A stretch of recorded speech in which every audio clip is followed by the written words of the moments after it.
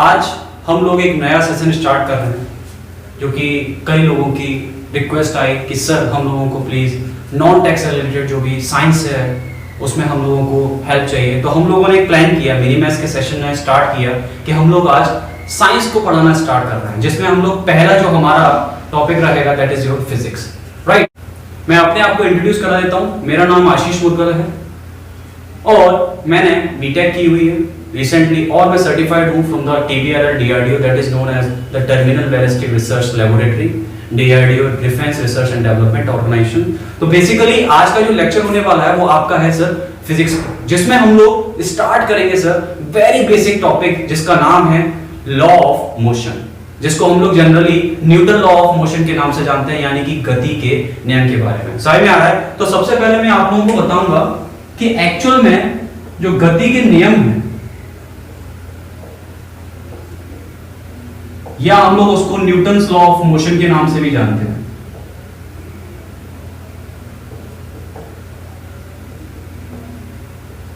Right.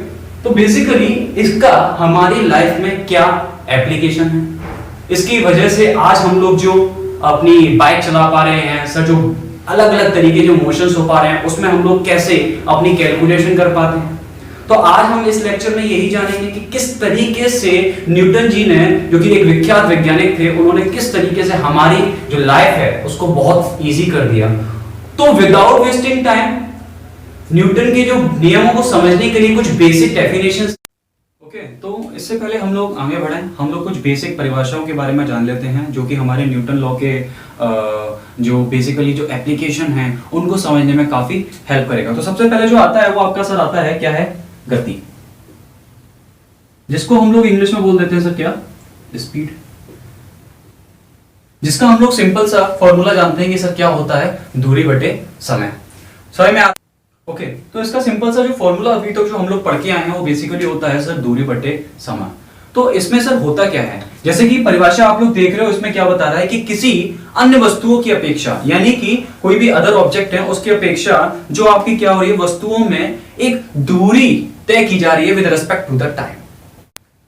तो आप देख रहे हो कि सर कि इसकी परिभाषा आपके सामने लिखी हुई है, जो कि सिर्फ और सिर्फ एक आसान भाषा में यह बताना चाह रही है कि सर कि आपकी कोई वस्तु कुछ परिवर्तन कर रही है सर, किसमें? अपनी पोजीशन में, जिसको हम लोग जगह बोलते हैं, किसके रेस्पेक्ट में सर? इकाई समय के रेस्पेक्ट में। समझ में आ रहा है? तो सर यहां से जो हमारे पास फॉर्मूला बनता है, अगर मैं सर स्पीड को एस से डिनोट कर देता हूं तो फॉर्मूला क्या बनता है सर? दूरी बटे समय। क्लियर है? और हम लोग पहले से ही जानते हैं कि सर जो दूरी है वो आपकी कैसी राशि है सर? ये अदिश राशि है। अदिश राशि का मतलब क्या होता है? जो कि सिर्फ और सिर्फ किसके बारे में बात करें? परिमाण के बारे में बात करें। ठीक है, तो यहां से सर हमारे पास कौन कौन से क्वेश्चन बन सकते हैं सर इससे रिलेटेड? सर जो आपकी दूरी है वो किसमें होती है सर? मीटर में। समय किसमें होता है सर? सेकंड में। तो यहां से आपके पास जो मात्रक आ गया वो क्या आ गया सर? मीटर पर सेकंड। समझ में आ रहा है? और ये आपकी कौन सी यूनिट है सर? MKS यूनिट है। क्लियर है? अगर ये आपसे किसकी यूनिट पूछे सर? CGS यूनिट पूछे तो सर किसका हो जाएगा सर? सेंटीमीटर पर सेकंड। क्लियर हो रही है बात? ओके। तो यहां से सर आपके पास जो क्वेश्चन और भी आ जाते हैं वो सर क्या है कि पूछ लेता है कभी कभार विमा क्या है। तो सर आप जानते हो कि अगर आपको किसी भी फॉर्मूले का, जो भी आपको एनी फॉर्मूला जो भी आपको गिवन हो, अगर आपको उसकी मात्रक पता है तो आप विमा चुटकियों में निकाल सकते हो सर। समझ में आ रहा है? तो विमा यानी कि आपको पता है सर मीटर। मीटर किसमें आता है सर? आपका कैपिटल L में आता है।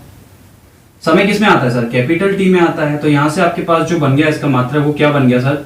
M0 L1 T-1। क्लियर है? यहां से आपके पास विमा निकल कर आ गया सर। और इसकी एक और क्या खासियत है सर?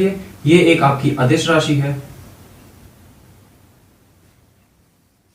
क्लियर है? अदिश राशि हो गई सर। और इससे हमें क्या पता चल सकता है सर? यानी कि स्पीड है सर। अब इससे क्या पता चलेगा?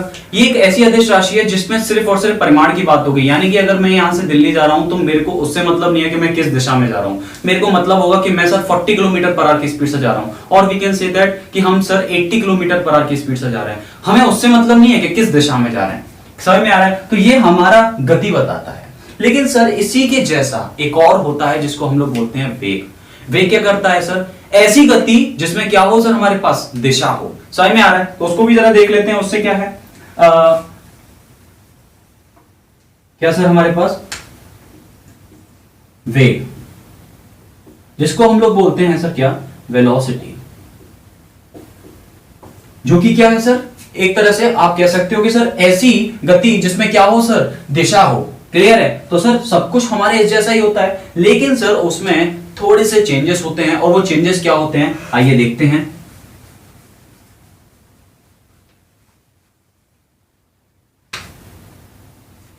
अगर सर मैं इसको वेलोसिटी को v से डिनोट कर दूं, तो याद रखना इसका जो फॉर्मूला होता है वो होता है सर आपका विस्थापन बट्टे समय। सर कई बार पेपरों में पूछा जा चुका है कि सर विस्थापन और दूरी में क्या अंतर होता है।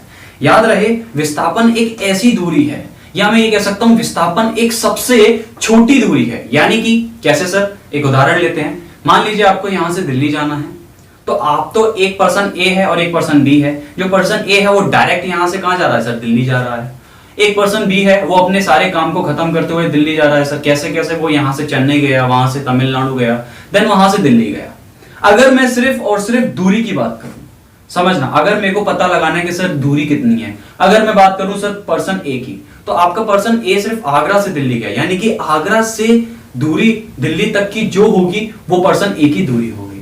अब बात कर लेते हैं सर पर्सन बी की दूरी। तो याद रहे आपका पर्सन बी है जब, वो आपका पहले कहां गया, चेन्नई। आगरा से चेन्नई की दूरी, फिर चेन्नई से तमिलनाडु की दूरी, फिर तमिलनाडु से आपकी दिल्ली की दूरी। तो ये तो हो गई आपकी दूरी पर्सन ए और पर्सन बी की। लेकिन अब बात कर लेते हैं सर किसकी, विस्थापन की। यानी कि इसको इंग्लिश में बोलते हैं सर क्या, डिस्प्लेसमेंट। क्या बोला जाता है इसको सर, डिस्प्लेसमेंट। क्लियर है? तो सर अब ये डिस्प्लेसमेंट क्या कहता है, डिस्प्लेसमेंट कहता है कि सिर्फ और सिर्फ हमें यह ध्यान में रखना है कि आपकी इनिशियल पोजीशन, यानी कि पहले आप कहां थे और सबसे आखिरी में आप कहां हो। कैसे सर, पर्सन ए पहले कहां था सर, आगरा पर्सन, और बाद में कहां था, दिल्ली। तो यहां से वहां तक की शॉर्टेस्ट डिस्टेंस क्या हो गई आपकी, जो भी आपकी दूरी होगी यहां से और दिल्ली तक की। लेकिन अगर मैं पर्सन बी की विस्थापन के बारे में बात करूं, तो आपका पहले पर्सन कहां था, आगरा में, फिर उसके बाद चेन्नई गया, फिर उसके बाद तमिलनाडु गया, फिर उसके बाद दिल्ली गया, यानी कि आखिरी में कहां पहुंचा है वो, दिल्ली। तो अब इसको मतलब नहीं है पर्सन बी की कि वो बीच में चेन्नई गया है, तमिलनाडु गया है, पहले वो आगरा में था, फिर वो कहां पहुंचा है, दिल्ली। तो आगरा से डायरेक्ट जितनी भी जो पास का डिस्टेंस होगी, जो पास का दूरी होगी, उसी को हम लोग कंसीडर करेंगे। समझ में आ रहा है? तो ये है बेसिक डिफरेंस किसमें सर, विस्थापन और दूरी में। याद रहे विस्थापन एक सबसे कहा जाता है सर स्मॉलेस्ट, या स्मॉलेस्ट कहना गलत होगा, हम ऐसा बोल सकते हैं सर शॉर्टेस्ट डिस्टेंस। क्या बोले सर इसको, शॉर्टेस्ट डिस्टेंस, यानी कि सबसे छोटी दूरी। अब बात कर लेते हैं सर इसकी मात्रक की।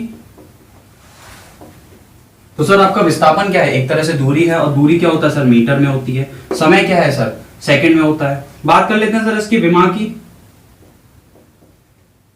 सर मीटर है यानी कि कैपिटल एल, सर सेकंड है यानी कि टाइम। तो सर इसका क्या बन गया सर आपका विमा, m0 l1 t-1। क्लियर है? तो सर ये कैसी राशि है, ये सर आपकी सदिश राशि है। कैसी राशि है सर, ये सदिश राशि। सर यानी कि इसमें मेरे को आपको क्या क्या पता होना चाहिए, यानी कि अगर आपको वेलोसिटी फाइंड करनी है, या कह सकते हैं सर वेग फाइंड करना है, तो आपको परिमाण भी पता करना होगा और दिशा की भी बात करनी होगी।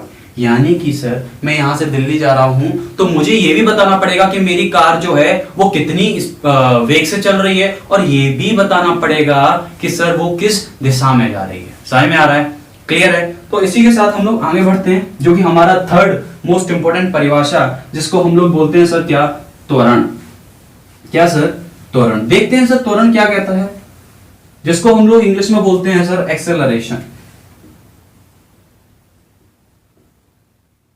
जिसको हम लोग इंग्लिश में बोलते हैं सर एक्सेलरेशन। तो देखते हैं सर त्वरण क्या कह रहा है।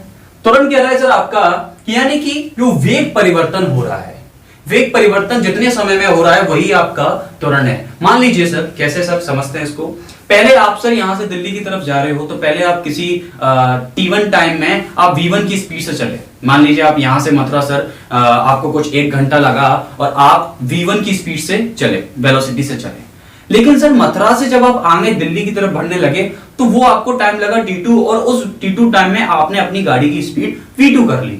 समझ में आ रहा है? तो पहले आपका v1 था, फिर आपने v2 कर लिया। तो यहां से आपको जो निकल के आता है सर वो क्या हो गया कि आपने जितना वेग परिवर्तन किया है सर किसके रहते हुए, समय के रहते हुए, वो आपका बन जाता है सर क्या, त्वरण। और सर ये एक बार पेपर में डायरेक्ट ही पूछ लिया गया है कि सर जो आपका त्वरण है वो कैसा संबंध रखता है आपकी पोजीशन के साथ। तो देख लेते हैं सर, dv अपॉन dt। अब सर जो आपका जो वेग है उसका क्या होता है, dx अपॉन dt। समझ में आ रहा है नहीं आ रहा है? यानी कि आपका विस्थापन जितना हो रहा है with respect to the time वही आपका वेग था। और त्वरण क्या है सर आपका कि वेग में परिवर्तन हो रहा है with respect to the time. तो यहां हमने क्या किया सर, v की वैल्यू रखी है सिर्फ। तो यहां से सर जो आपका a निकल के आया है वो क्या आया है, d square x upon dt square. तो ये क्वेश्चन ऑलरेडी आपके पेपर में आ चुका है साइंस में। तो ये कैसे पूछा था, उसमें 4 ऑप्शन अलग अलग गिवन थे, जिसमें आपका जो ऑप्शन था वो ये वाला टिक हो रहा था। यानी कि उसमें सिर्फ और सिर्फ ये पूछा था कि जो आपका त्वरण है वो किस तरीके से संबंध बनाता है किसके साथ सर, आपके विस्थापन के साथ। तो कौन सा है सर, यहाँ देखा जाए तो वो डबल डेरिवेटिव है। क्या है सर यहाँ पर, डबल डेरिवेटिव। क्लियर होगी बात? सर आते हैं आपके टॉपिक पर। ये सर ये कैसी है इसकी बात कर लेते हैं सर, मात्रक का। तो क्या है सर, dv अपॉन dt। तो सर जो आपका वेग परिवर्तन हो रहा है वो किस में हो रहा होगा सर, मीटर पर सेकंड में हो रहा होगा। और नीचे क्या है, समय। तो सर यहां से जो आपकी मात्रक निकल के आ गई वो सर क्या हो गई, मीटर पर सेकंड स्क्वायर। बात कर लेते हैं सर विमा की। विमा क्या है सर, मीटर, एल में जाएगा एस स्क्वायर यानी कि टी स्क्वायर। तो यहां से सर आपका क्या निकल के आ गया, विमा m0 L1 t-2। और सर ये कैसी राशि है सर, ये भी हमारी कैसी राशि है सर, सदिश राशि है। यानी कि आपको इसमें भी परिमाण के साथ साथ क्या बताना पड़ेगा सर, दिशा के भी बारे में बताना पड़ेगा। समझ में आ रहा है? और याद रखना हमेशा त्वरण को स्मॉल a से रिप्रेजेंट किया जाता है सर। किससे रिप्रेजेंट किया जाता है सर, स्मॉल a से रिप्रेजेंट किया जाता है। क्लियर है? समझ में आया? Last but not the least जो हमारे पास एक और परिभाषा है जिसको समझना बहुत ज्यादा आवश्यक है। यानी कि अगर आपने ये लास्ट वाली नहीं समझी तो आप न्यूटन के लॉ को समझने में थोड़ी सी प्रॉब्लम आ सकती है। तो ध्यान रखना, मैं यहां से आपको एक कहानी के रूप में समझाऊंगा कि बेसिकली आपका कि न्यूटन के नियम है क्या, समझने की कोशिश करना। ओके, जिसको हम लोग चौथी परिभाषा से समझेंगे, जिसको बोल देते हैं हम लोग जड़त्व, यानी कि सर इनर्शिया। सर जड़त्व नाम से समझ में आ रहा है सर, जड़त्व यानी कि एक ऐसी प्रॉपर्टी किसी भी मटेरियल की, किसी भी धातु की सर, एक ऐसी खासियत जो कि क्या चाहता है, अपने जड़ से जुड़ा रहना चाहता है। जैसे आपकी जड़ है सर, जड़ हमेशा अगर रुकी अवस्था में है तो हमेशा वो रुकी रहती है, वो ऐसा नहीं है कि सर उड़ सके। अब सर आप ये मत सोचना कि सर तूफान आते हैं 2 पेड़ उड़ जाते हैं। वो सर अगर तूफान आ रहे हैं इसका मतलब है कि बाहरी एक ऐसा बल लग रहा है पेड़ों पर जो कि उनको उखाड़ रहा है। यस सर, इन्हीं के बारे में हम लोग अब बात करेंगे अपने न्यूटन के नियम में। लेकिन सबसे पहले आपको क्या समझना होगा सर, इनर्शिया यानी कि जड़त्व। तो मैं आपको सिंपल सी भाषा में बता देता हूं। ओके, किसी कण अथवा पिंड द्वारा अपनी अवस्था को यथावत बनाए रखने की प्रकृति को जड़त्व कहते हैं। तो समझ लेते हैं ये क्या कह रहा है। मान लीजिए आपके पास एक स्केल है सर, ये क्लियर है। अब ये हाथ में मेरे में स्केल रखा हुआ है, ये आपका जो मार्कर है वो हमारे हाथ में रखा हुआ है। अब बताइए ये मार्कर कब तक रखा रहेगा सर, जब तक रखा रहेगा जब तक कोई बाहरी बल आकर इसमें ना लग जाए, या इसको कोई उठा ना ले, या इसको कोई धक्का ना मार दे। बात समझ में आ रही है? तो यही इसकी खासियत है जिसको हम लोग बोलते हैं सर क्या, जड़त्व। यानी कि ये सर ये मार्कर है वो अपनी हमेशा ही पूर्व अवस्था में रहना चाहता है, हमेशा ही पूर्व अवस्था में रहना चाहता है। सर कैसी अवस्था, यानी कि अगर ये मार्कर चल रहा है तो हमेशा ही चाहेगा सर क्या, कि मैं चलता रहूं। अगर ये क्या है, अगर ये मार्कर रखा हुआ है तो हमेशा ही ये क्या चाहेगा सर, कि मैं रुका रहूं।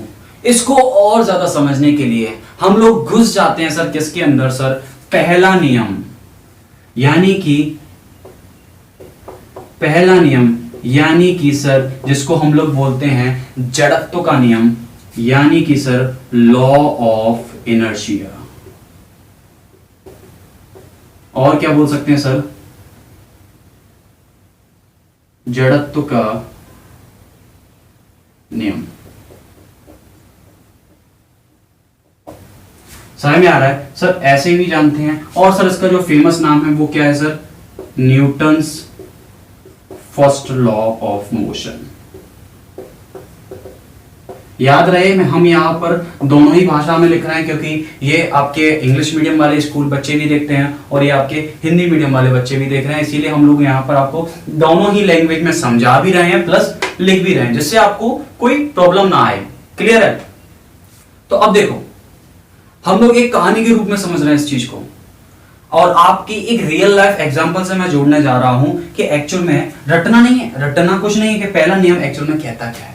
तो एक कहानी स्टार्ट होती है सर एक एम्प्लॉय से, जो कि अपनी जॉब खत्म कर कर गोवा ट्रिप के बारे में सोच रहा है। कहां के लिए सर? गोवा ट्रिप के बारे में सोच रहा है कि सर 6 दिन का हमारे पास वेकेशन है, तो एक गोवा ट्रिप करके आते हैं, बहुत मस्त। लेकिन सर वो अपना टाइम पर फिजिक्स में कमजोर रहा। सर कॉमर्स की अच्छी नॉलेज थी उसे, बहुत अच्छा बिजनेसमैन बन गया सर, अपना फिर बाद में जॉब भी करी। अब वो छुट्टी लेकर एक वेकेशन प्लान कर रहा है, लेकिन वो सर साइंस में थोड़ा सा कमजोर था, वो अपने प्रैक्टिकल नॉलेज को समझ नहीं पाया। फिर भी सर साइंस को और प्रैक्टिकल नॉलेज से सर वेकेशन में कोई प्रॉब्लम नहीं आती है, आप भी जानते हो। तो सर वो जाकर कहां बैठ गया सर? बस में बैठ गया, बहुत खुश बहुत खुश। कहां जा रहा है सर? गोवा जा रहा है। अब सर खुशी का ठिकाना नहीं रहा उनका, क्योंकि गोवा बहुत अच्छी जगह है इंडिया में, हो सके आप लोग भी जाइए। तो सर वो अपना पैकिंग वैकिंग करके अपनी बस में बैठा हुआ है। अब वो सोच रहा है कि किसी भी तरीके से गोवा में जाया जाए। जब वो बैठता है तो देखता है कि उनके सामने एक मैडम बैठी हुई है। वो और ज्यादा खुश हो जाते हैं कि रास्ते में सफर आपका क्या हो गया सर, और भी अच्छा हो जाएगा, क्योंकि कुछ बातें होती रहेंगी, कुछ नॉलेज इंटरचेंज हो जाएगी। क्लियर है? लेकिन सर जब जो एम्प्लॉयज होते हैं वो बस के चलते चलते क्या हो जाते हैं सर? सो जाते हैं। क्लियर है? बस ने सर हॉर्न बजाया, कहा कि चलो चलते हैं। तो जब ये इंसान रुके हुए थे, समझना, जब तक बस स्टार्ट नहीं हुई है तो इंसान अपनी एक पोजीशन में बैठा हुआ है।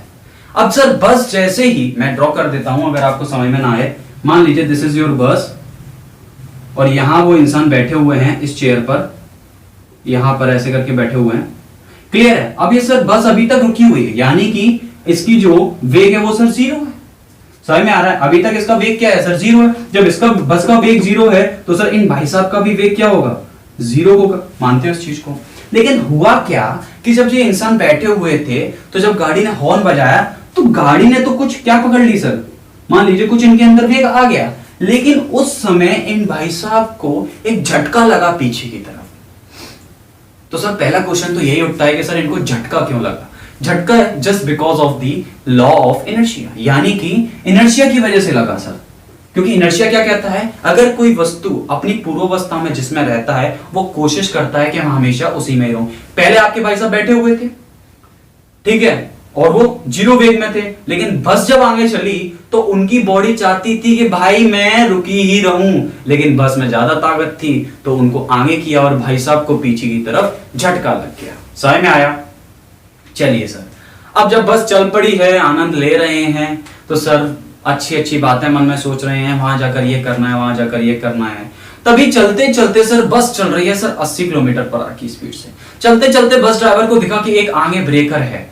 जैसे ही ड्राइवर ने ब्रेक मारी, भाई साहब करके मैडम के ऊपर लैंड, और मैडम का थप्पड़ करके भाई साहब के गालों पर लैंड। समझ में आ रहा है?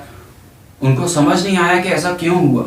उनको समझ नहीं आया कि सर जब आपकी गाड़ी चल रही थी सर किसी V2 स्पीड से, या मैं कह सकता हूं 80 किलोमीटर पर आवर की स्पीड से, तो सर आगे देखा कि एक ब्रेकर है। जब गाड़ी चल रही थी तो जब गाड़ी रुकी तो भाई साहब मैम के ऊपर लैंड क्यों कर गए?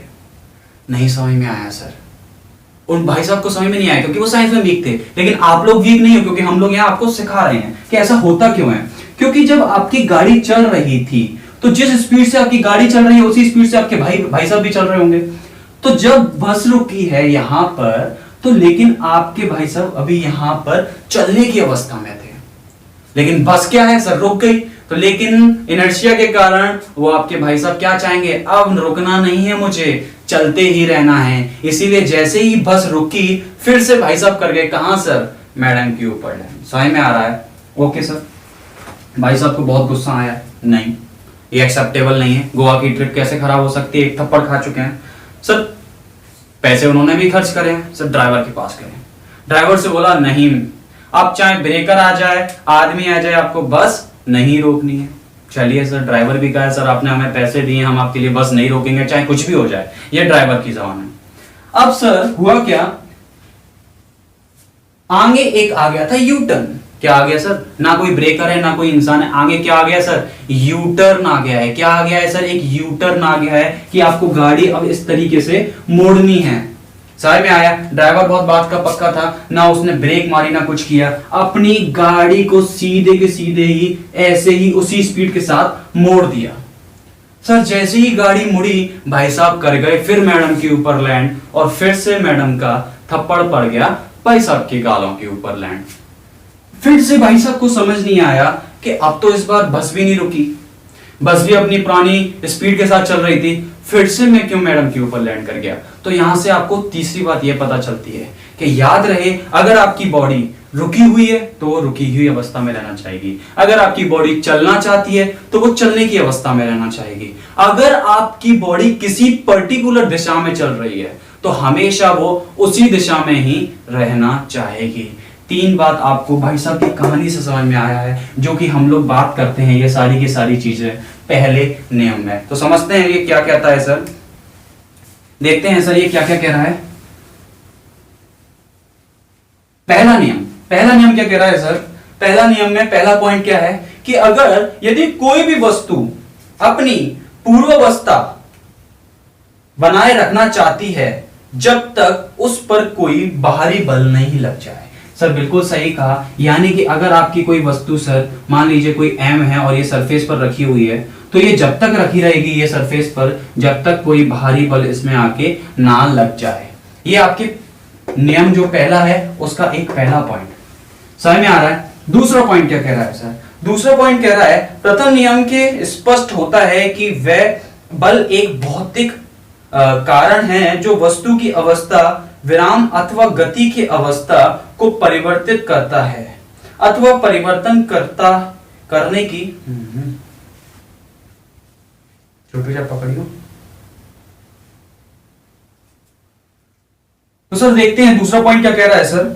प्रथम नियम के स्पष्ट होता है कि बल एक भौतिक कारण है जो वस्तु की अवस्था को परिवर्तित करता है अथवा परिवर्तन करने की चेष्टा रखता है। सर बात वही है, मान लीजिए कि अगर हम इसी फिगर को ड्रॉ कर लेते हैं कि सर अगर मैं इसमें एक कोई बल लगा दूं तो ये अपनी पोजीशन करके यहां आ जाएगा सर, अपनी पोजीशन से चेंज कर जाएगा, यानी कि अगर मैं किसी बॉक्स में बल लगाता हूं तो वो एक जगह से दूसरी जगह जाने की कोशिश करेगा। समझ में आ रहा है? तीसरा पॉइंट क्या कह रहा है, तीसरा पॉइंट कह रहा है इस प्रकार, तीसरा पॉइंट देखते हैं क्या कह रहा है। तीसरा पॉइंट कह रहा है इस प्रकार न्यूटन के गति के प्रथम नियम के से बल एवं जड़त्व की परिभाषा प्राप्त होती है, परंतु बल की परिमाण ज्ञात नहीं होता है। सर मोस्ट इंपॉर्टेंट चीज, सर मोस्ट इंपॉर्टेंट चीज है कि सर क्या कि आप कितना बल लगा रहे हो ये पता नहीं चल रहा है।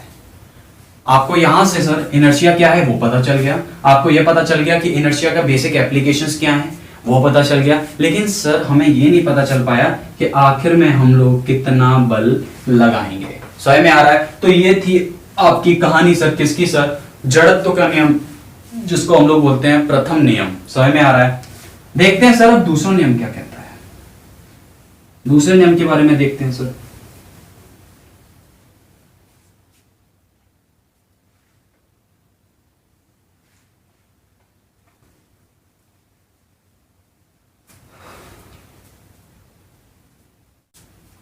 देखते हैं सर कि हमारा जो दूसरा नियम है वो क्या कहता है।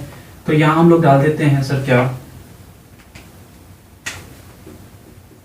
गति का दूसरा नियम जिसको हम लोग बोलते हैं sir law of change in momentum, change in momentum. यानी कि सर मोमेंटम क्या है सर, जरा इसके बारे में बता दीजिए। मोमेंटम को हम लोग इंग्लिश में हिंदी में बोलते हैं सर क्या, संवेग। क्लियर है? तो सर गति का दूसरा नियम क्या कह रहा है? गति का दूसरा नियम कह रहा है कि किसी वस्तु में उत्पन्न त्वरण लगाए गए बल का समानुपाती और वस्तु के द्रव्यमान का विक्रमानुपाती होता है। यदि जो हमारा त्वरण है वो सर कितना है, a है, और द्रव्यमान m है, तो उन दोनों का गुणनफल किसके बराबर हो जाता है सर, F, यानी कि आपके बल के बराबर हो जाता है। समझ में आ रहा है? यानी कि अगर आपकी बॉडी m वेट से है और ये किसी सरफेस पर रखी हुई है, और अगर मैं इसमें F फोर्स लगा रहा हूं, तो F फोर्स मेरे को कितना लगाना पड़ेगा? मान लीजिए आपकी बॉडी चलते चलते किसी एक त्वरण से आ जाती है, तो मेरे पास उसका त्वरण बल जो कितना लग रहा होगा sir, m into a. Sir कितना लग रहा होगा, F is equal to m into a. Clear? Okay, तो यहां से हमें क्या पता चला कि सर जो मेरा बल निकल के आएगा, जो सर मेरा क्या निकल के आएगा, बल निकल के आएगा, वो किन दो चीजों के गुणनफल के बराबर होगा सर, किसी भी बॉडी के द्रव्यमान और उसके त्वरण के बराबर होगा। समझ में आ रहा है? यानी कि बहुत इंपॉर्टेंट है सर। इसका देख लेते हैं कि सर इसकी एमकेएस यूनिट क्या बनेगी सर। मास किसमें होता है सर, किलोग्राम में, और अभी अभी हमने त्वरण की क्या निकाली, मात्रक निकाला सर, क्या होता है, मीटर पर सेकेंड स्क्वायर। तो याद रहे सर कि आपके बल की मात्रक जो कि एमकेएस में क्या होती है, किलोग्राम मीटर पर सेकंड स्क्वायर, जो कि किसके बराबर होती है सर, न्यूटन के बराबर होती है, जिसको हम लोग शो करते हैं सर कैपिटल एन से। समझ में आ रहा है? समझ में आ रहा है या नहीं आ रहा है? और याद रहे कि जो आपका बल है वो सर एक सदिश राशि है, सदिश राशि है। क्लियर हो रही है सर? क्यों सदिश राशि है? क्योंकि आप जानते होंगे सर जो आपका त्वरण है वो आपका क्या है सर, एक सदिश राशि है। और याद रहे जब सदिश राशि का गुणनफल किसके साथ होता है, अदिश राशि के साथ, तो हमारा रिजल्ट सदिश ही आता है। अगर सदिश इंटू सदिश हो, यानी कि सदिश राशि का मल्टीप्लाई सदिश के साथ होगा, तो हमारा रिजल्ट अदिश आएगा। अगर अदिश का मल्टीप्लाई अदिश के साथ होगा तो भी अदिश ही आएगा। समझ में आ रहा है? तो एक चीज बहुत ध्यान रखना कि कई बार आपसे पेपर में ऐसे भी पूछ लेता है कि अगर हम लोग कोई भी दो सदिश राशियों का मल्टीप्लाई कर रहे हैं, यानी कि गुणनफल कर रहे हैं, तो हमारा रिजल्ट क्या आएगा? तो याद रहे आपका रिजल्ट आएगा अदिश राशि। क्लियर है?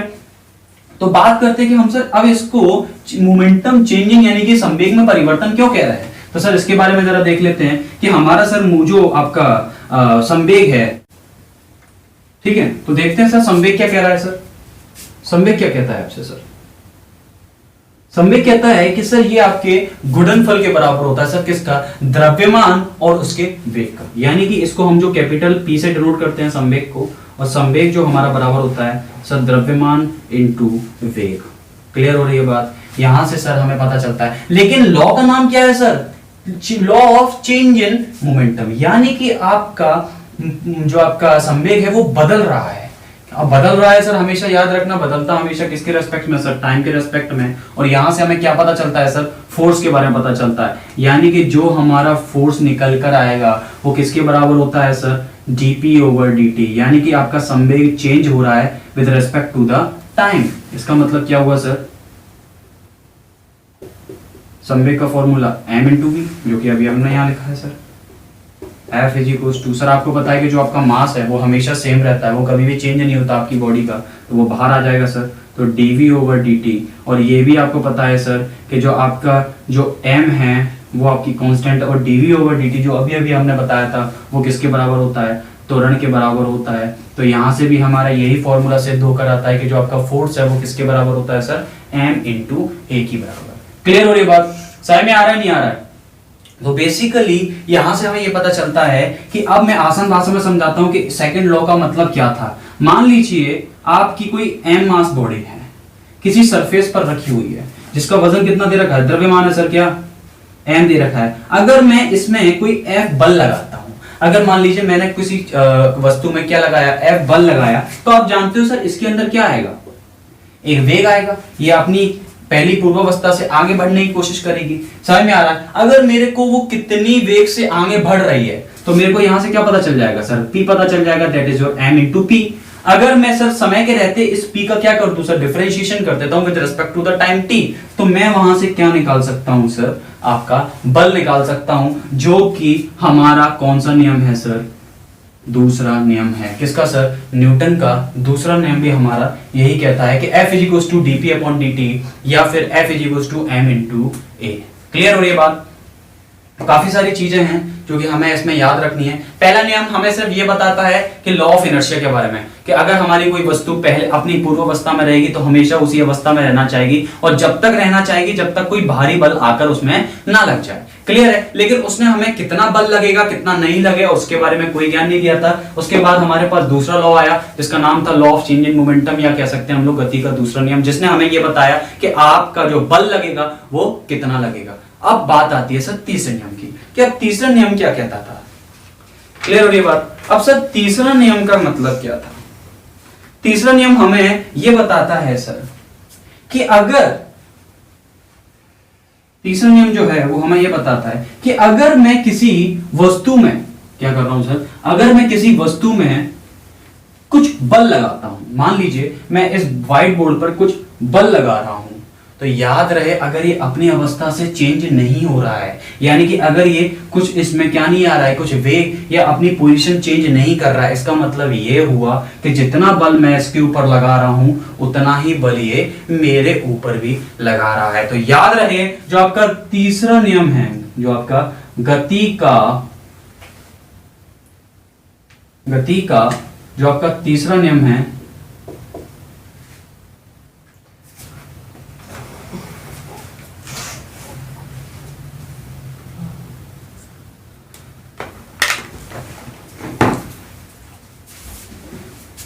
तो याद रहे जो आपका गति का जो तीसरा नियम है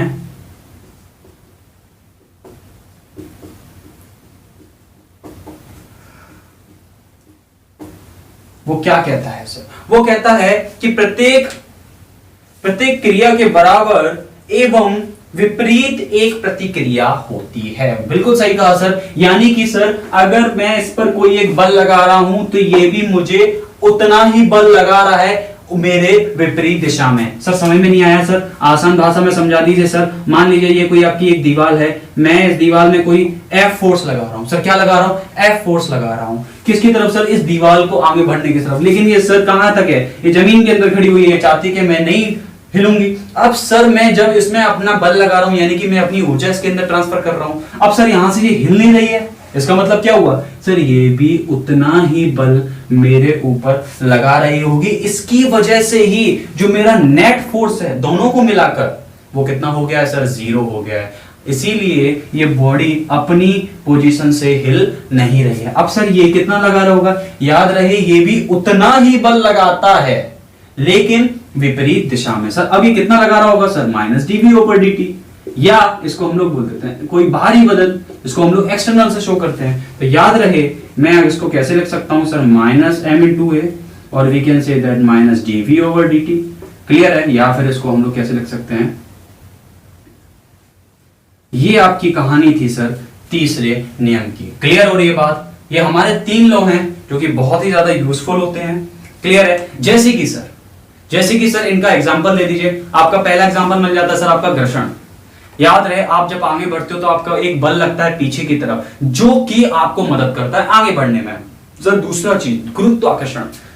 सर अगर मैं इस धरती पर खड़ा हुआ हूं जस्ट बिकॉज ऑफ द गुरुत्वाकर्षण, क्योंकि वही अपनी तरफ खींच कर मेरे को रखी हुई है, वरना तो हम उड़ने लग जाएं जैसे कि आपने अंतरिक्ष में देखा होगा। अगर मैं धरती पर कुछ m/g के बराबर कोई वजन लगा रहा हूं, याद रहे m/g, सिर्फ और सिर्फ द्रव्यमान नहीं, किसकी बात हो रही है सर? जी की भी बात हो रही है। तो मैं उसको कह देता हूं सर वेट। याद रहे द्रव्यमान और वेट यानी कि जो W से शो किया जाता है, ये दोनों अलग अलग चीजें हैं। द्रव्यमान सिर्फ और सिर्फ स्मॉल m से रिप्रेजेंट किया जाता है। इसका मतलब है कि सिर्फ और सिर्फ आपकी बॉडी में ही कितना वजन है। लेकिन अगर मैं उसमें गुरुत्वाकर्षण से मल्टीप्लाई कर दूं तो याद रखना वो एक बल बन जाता है। यानी कि अगर मैं सरफेस पर खड़ा हुआ हूं तो मैं इस सरफेस पर एक बल लगा रहा हूं और वो किसकी बराबर होगा? जो मान लीजिए मेरा वजन 70 किलोग्राम है और वो जमीन पर बल लगा रहे हैं, तो 70 इंटू स्मॉल जी, और स्मॉल जी की वैल्यू क्या होती है सर? 9.81 मीटर पर सेकंड स्क्वायर। तो इतने से मैं नीचे बल लगा रहा हूं तो ये धरती भी मेरे ऊपर उतना ही बल लगा रही होगी with the effect of negative sign, क्योंकि ये दोनों कैसी राशि है सर? सदिश राशि है। तो इसमें साइन का हमें बहुत जरूरी ध्यान रखना होता है। क्लियर है? तो हम लोग इसी के साथ अपना नेक्स्ट लेक्चर में मिलेंगे। आई होप सो आपको समझ में आया हो अपने न्यूटन के तीनों नियम। आपको अगर कुछ भी डाउट आता है प्लीज हमें कमेंट बॉक्स में बताइए। हमारे टेलीग्राम चैनल पर जाकर आप इससे रिलेटेड कोई भी क्वेश्चन पूछिए, हम इससे रिलेटेड उसमें क्वेश्चंस अब डाल रहे हैं और इससे सीरीज जो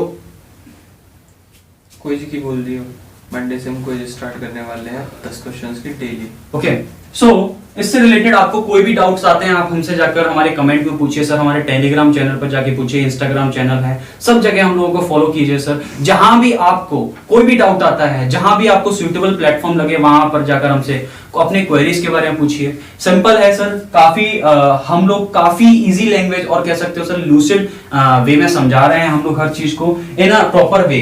याद रहे बहुत आसान वे में समझाया जा रहा है आपको सर यहाँ पर। और हम लोगों से कई लोगों ने ये कहा कि सर हमें कुछ क्वेश्चंस प्रोवाइड करवाइए, कुछ एज अ क्विज हमें ऑर्गेनाइज करवाइए, तो हम लोगों ने इसके बारे में भी सोचा है। तो हम लोग coming Monday that is day after tomorrow we are planning for the quiz, जिसमें आपके 10 to 15 क्वेश्चंस हुआ करेंगे। तो आपको उसमें भी काफी मजा आएगा, आपको न्यू क्वेश्चंस मिलेंगे, जो प्रीवियस ईयर में आए हुए क्वेश्चंस हैं वो मिलेंगे सर। तो काफी आपको हेल्पफुल होने वाला है, प्लीज जुड़े रहिए, आपको काफी अच्छा लगेगा, आप बहुत ही अच्छे वे में सीखेंगे। क्योंकि याद रहे आपको लर्निंग से अच्छा ज्यादा है कि आप प्रैक्टिकल लर्निंग ज्यादा करें। याद रहे किताबी सीखना बहुत ज्यादा जरूरी है, लेकिन आपको अगर प्रैक्टिकल नॉलेज मिलती रहेगी that is more important for the future. Clear है? तो आज का ये हमारा इस सेशन का पहला लेक्चर था। नेक्स्ट लेक्चर में हम लोग दूसरे टॉपिक के साथ, होप सो आप लोगों को आज का लेक्चर समझ में आया हो। इसी तरीके से जुड़े रहिए और अपना सपोर्ट दीजिए। Thank you.